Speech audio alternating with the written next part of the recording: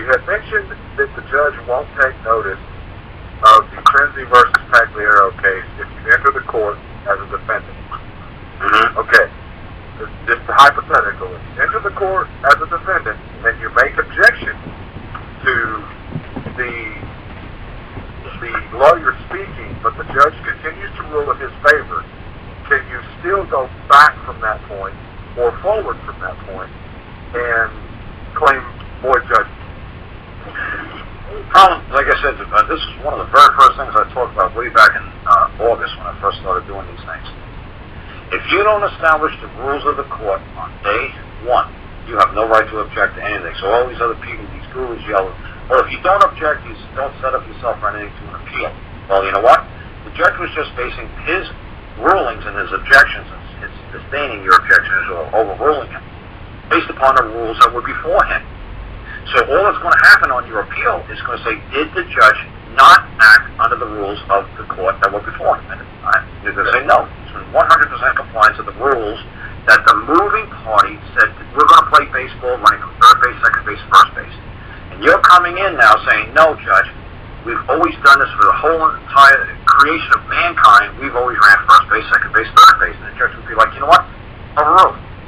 The rules that are before this court this time is what the moving party established. If you didn't like the rules that he was moving this court under, why don't you file your own claim? And say, those aren't the rules, Judge. These are the rules we're supposed to be following. This is the way the court's supposed to be moving. Well, then file your claim. And we'll determine whose rules prevail. We'll say, okay, what's the rules of the contract in that document between the two people? And then the judge is going to put on his judge hat, his arbitrator hat, and he's going to determine what is expressly or implied within that contract. Then he's going to take into consideration who wrote the contract, who's liable, who signed it, is there any kind of a fraud in factum or fraud in inducement, is there any kind of a, within this contract, then the judge is going to put on his thinking cap and try to figure out just what's going on. Who's trying to screw who? And then if you don't like to interpret the contract, that's when you call in a jury. And you tell in the jury, say, well, I want a jury. You know, I don't trust you, Judge. I think you're in collusion with this guy who wrote this contract. And the judge will say, fine, you want a jury to interpret it? Have the jury interpret it, because the jury is supposed to interpret the facts. And the facts are, this is the contract. Is this a contract? Yes or no? I want the jury to determine, is this or is this not a conscionable contract? Yes or no? And then you'll say, well, wait a second, the judge interprets the law. No, the jury can do both. And the contract is the law, and the facts are, does this or does this contract not exist, or does this or does this judgment not exist? You can let the jury determine that. The jury gets to determine both if you choose. But it's up to you. And like Greg tried to say before, all the statutory jury is useless, da-da-da-da. And I said, well, you can rely on Blackstone's commentary. It's, I think it's volume 3, section 372. It's volume 4, 372, which says the jury at its own peril determine both the facts and the law for it.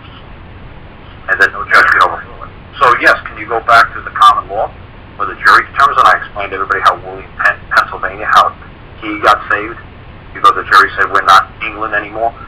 We're going to do it our way here in the United States of America. Well, before it was the United States of America, it wasn't in Pennsylvania yet. You know, that's how it became William Penn. That's how far back that case goes.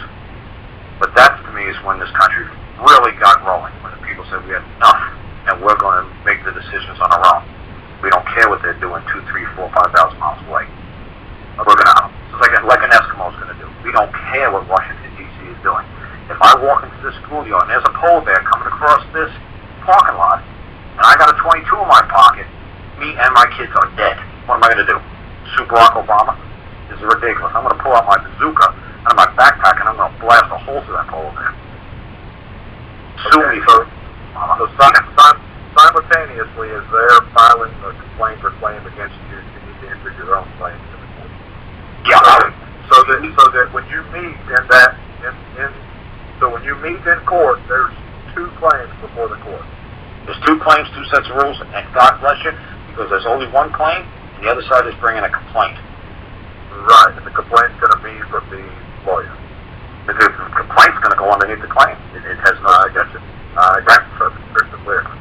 Yeah, but like I said, you guys got to be careful when you merge yourselves with a machine in a 2-dimensional world. Yes, can you use a claim to trump these guys? Absolutely. But I try to say to people, you understand what's going to happen when the banking institutes realize that they're operating in the United States of America, and we have these rules, and they're going to be basically written out on the rail. They're not going to come back. Now, do you folks have a new currency system for us to operate under?